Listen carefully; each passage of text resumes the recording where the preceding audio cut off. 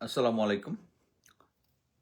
আমি কিছুক্ষণ আগেই একটা টক শোতে ছিলাম। তো আমি ভাবলাম যে আমার ওয়ালে আমি যে বক্তব্যগুলো দিয়েছি, সেই একই বক্তব্যগুলো আমি লাইভ থেকে করি। সেটা হচ্ছে ১ম এই আমি আজকে শাহবাগে যে পুলিশ যে ইনকালাব মঞ্চের উপরে আ কঠোর শক্তি প্রয়োগ করেছে, ইভেন গুলি করেছে, এটার কঠোর নিন্দা জানাই।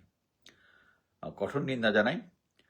অ্যাট দ্য সেম টাইম আমি যেটা মনে করি যে বর্তমান সরকারের স্পেশালি লেফটেন্যান্ট জেনারেল জাহাঙ্গীর এবং তার পুলিশের একটা চরম ব্যর্থতা। একটা জিনিস চিন্তা করে দেখেন যে আহ, এই ধরনের একটা সিচুয়েশন কিন্তু ইনকিলাব মঞ্চ কিন্তু আহ, কোনো ঘোষণা ছাড়া ওখানে যায় নাই, ওখানে আগে থেকে গেছে। এইটার একটা উইন উইন সিচুয়েশন থাকতে পারত। সরকার তো চায় হাদির বিচার, তাই না? ইন্টারিম গভর্নমেন্ট চায়। সো তারা যখন ঘোষণাটা দিয়েছে, তারা বলেছে যে তারা জাতিসংঘের আম, মাধ্যমে একটা ইয়া চায়, কি বলে, একটা তদন্ত চায়। একটা জিনিস বুঝতে হবে, জাতিসংঘ মানে কি একটা নিরপেক্ষ তদন্ত চাচ্ছে তারা।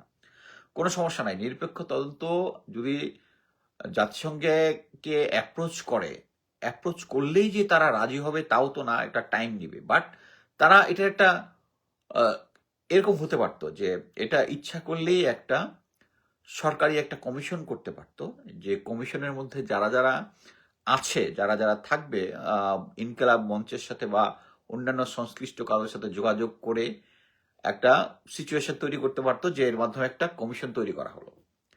সো আমি মনে করি এই ধরনের একটা প্রস্তাব নিয়ে তারা যদি আগেই ইনকিলাব মঞ্চের সাথে যোগাযোগ করত, বা তাদেরকে এইটুকু বলতো যে হ্যাঁ, আপনারা শাহবাগে এখানে আপনারা একটা জনসমাবেশ করবেন এবং পরবর্তীতে আপনারা হেঁটে প্রসেশনের মাধ্যমে যমুনার দিকে যাবেন, ওখানে সরকারের কোন লেভেলের অফিসারের সাথে আপনি কথা বলতে চান, কোন লেভেলের সাথে তারা থাকবে, আপনার এই দিয়ে যে আপনারা যে প্রস্তাবনা দিয়েছেন ওখানে থাকবে, নিবে, এবং তাহলে কিন্তু ঘটনা শেষ। কিন্তু আমরা দেখলাম যে যেখানে পুলিশ আহ, শক্তি প্রয়োগ শুরু করেছে, ওখান থেকে তো যমুনা অনেক দূর। এবং তাদের তো উচিত ছিল যে তারা ওইখানেই জিনিসটাকে ঘুরিয়ে দেওয়ার প্ল্যান করা। প্লাস আমি আজকে টক শোতে একজন ছিলাম, দুইজন সিনিয়র অফিসার, মিলিটারির এক্স মিলিটারি অফিসার, তারা বললো যে তারা একটা অডিও ফাঁস হচ্ছে, যেটা আমি শুনিনি, যে একজন কনস্টেবল বলতেছে যে আয় হাদির লাশ নিয়ে যা।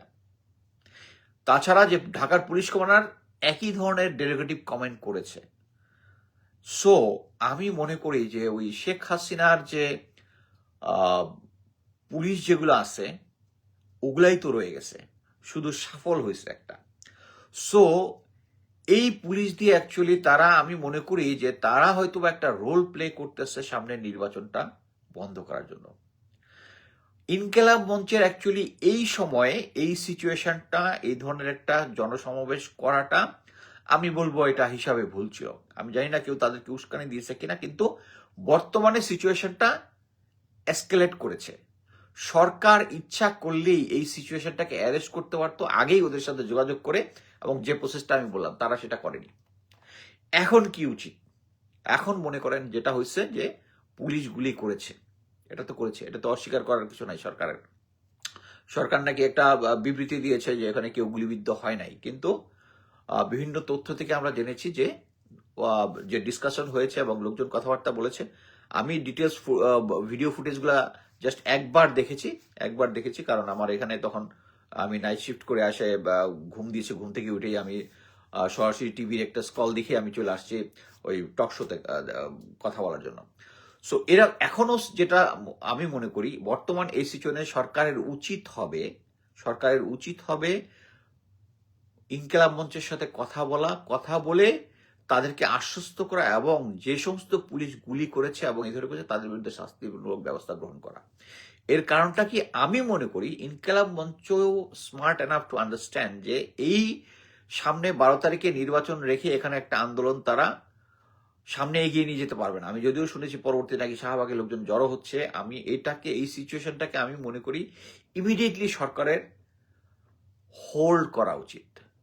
সরকারের দায়িত্বপূর্ণ ব্যক্তির ওখানে যেয়ে তাদেরকে বোঝানো উচিত, তাদেরকে যারা এই পুলিশের যারা গুলির সাথে সম্পৃক্ত তাদের বিরুদ্ধে শাস্তিমূলক ব্যবস্থা গ্রহণ করা উচিত।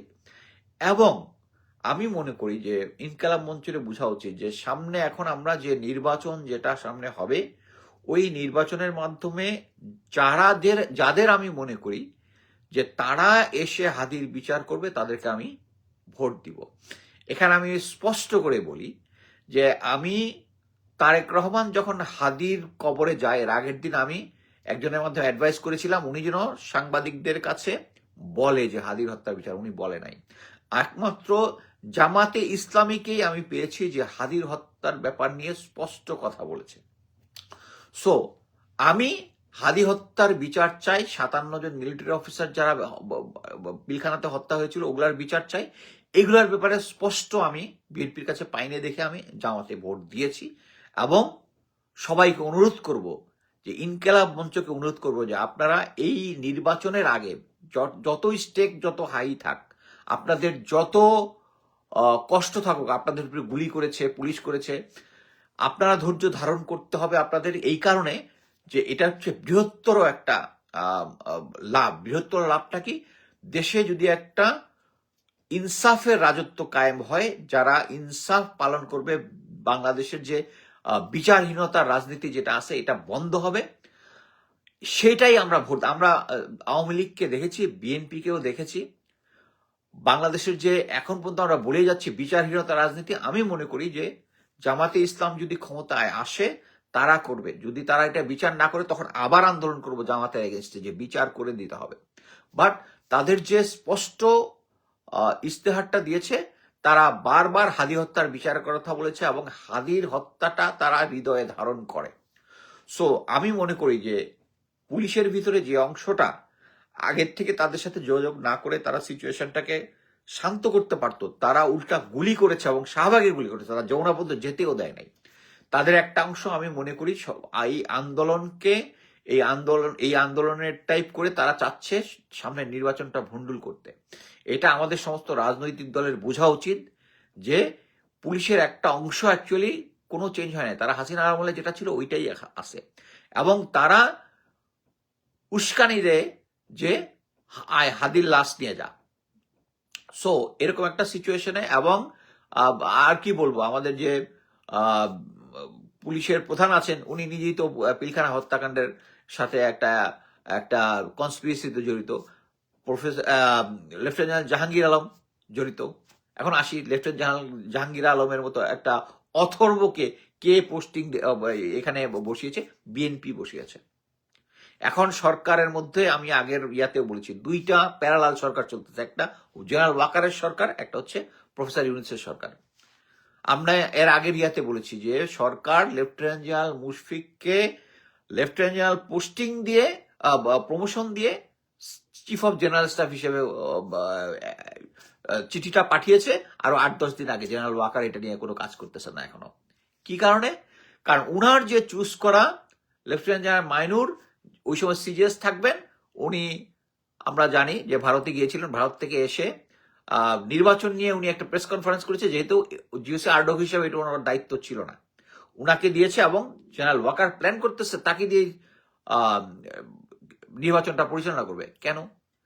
সরকার যদি চায় যে কি বলে চায় যে লেফটেন্যান্ট জেনারেল মুশফিক আসবে এবং তারটা আপনি 7-8 দিন ধরে আটকে রেখে দিয়েছেন, এটা কোন প্যারালাল সরকার?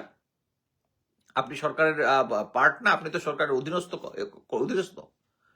এবং এটার সাথে আপনার এখন মিলান আজকে কি বলে জুলকারনাইন স্যার একটা পোস্ট দিয়েছে যে সরকারের সব উপদেষ্টাদেরকে নিয়ে যে এদেরকে নির্বাচনের ঠিক মতো করতে হলে নির্বাচনের আগে তাদেরকে নির্লিপ্ত করে রাখতে হবে, কি তাদেরকে ইনঅ্যাক্টিভ করে রাখতে হবে। বাট আমার কাছে যেটা মনে হচ্ছে তাদের এইম ছিল হচ্ছে এতগুলো ছবি দিচ্ছে, কারণ এইম একমাত্র হচ্ছে প্রফেসর খলিলুর রহমান, কারণ উনি হচ্ছে ডিফেন্স ন্যাশনাল সিকিউরিটি অ্যাডভাইজার, উনি এই জিনিসটা প্রেশার ক্রিয়েট করতেছেন, অর্থাৎ তাকে করতে। That's all A part of the plan. So আমি যেটা মনে করি এই বর্তমান সিচুয়েশনে আমাদের প্রধান ফোকাস হবে, এবং ইনকিলাব মঞ্চের ভাইদেরকে বলবো প্রধান ফোকাস হবে সামনের নির্বাচনটাকে সহি করা, এবং এটাকে কোনো নির্বাচনটাকে ভণ্ডুল করার মতো কোনো পরিস্থিতি তৈরি না করা, এবং একই সাথে সরকারকে অনুরোধ করব তাদের সাথে কথা বলেন যারা যে সমস্ত পুলিশ এই সমস্ত উস্কানিমূলক শক্তি প্রয়োগ করেছে তাদের বিরুদ্ধে শাস্তিমূলক ব্যবস্থা গ্রহণ করুন, এবং সামনে নির্বাচনটা 12ই ফেব্রুয়ারি নির্বাচনটার জন্য রাস্তাটাকে স্মুথ করেন, এবং ফিউচারে যেন কেউ কোনো ষড়যন্ত্র করে নির্বাচনটা বানচাল করতে পারে তা যেন না করে সে ব্যবস্থা করে। আরেকটা জিনিস হচ্ছে, আমি কয়েকটা ভিডিও সোশ্যাল মিডিয়াতে দেখেছি যারা মেজর লেফটেন্যান্ট কর্নেল যারা থানা উপজেলা লেভেলে ডেপ্লয়েড থাকবে তারা স্থানীয় জনগণের সাথে কথা বলতেছে, স্থানীয় পাবলিকের সাথে কথা বলতেছে, তাদেরকে আশ্বস্ত করতেছে। এইটাই হচ্ছে মূল, যে উপরের থেকে যতই ষড়যন্ত্র করুক আমাদের জুনিয়র অফিসাররা ইনশাল্লাহ সামনের যে এই নির্বাচনটা তারা স্মুথ ভাবে কন্ট্রোল চালাবে। এবং যারাই আমাকে বলে রাখি, এবং সেনাবাহিনীর প্রতি এবং আইন শৃঙ্খলা বাহিনীর প্রতি বলে রাখি, যারাই নির্বাচন ভণ্ডুল করার জন্য কেন্দ্র দখল বা করতে পেরেছে তারা হচ্ছে ভারতের দোসর, কারণ ভারত চাচ্ছে এই নির্বাচনটাকে ভণ্ডুল করতে। আমরা অনগ্রাউন্ডে কি চাচ্ছি? বিএনপি বলতেছে সুষ্ঠু নির্বাচন চাই, জামাত বলতেছে সুষ্ঠু নির্বাচন চাই, এনসিপি বলতেছে সুষ্ঠু, তাহলে কে এটা করতেছে? ভারতের দালাল। তাদেরকে যে মানে দেখা মাত্র গুলি করলেও জনগণ এটা মেনে নেবে, জনগণ সেই শক্তি প্রয়োগ মানে, কারণ ভারতীয় কোনো আধিপত্যবাদ বাংলাদেশে কোনো স্থান হবে না। ধন্যবাদ।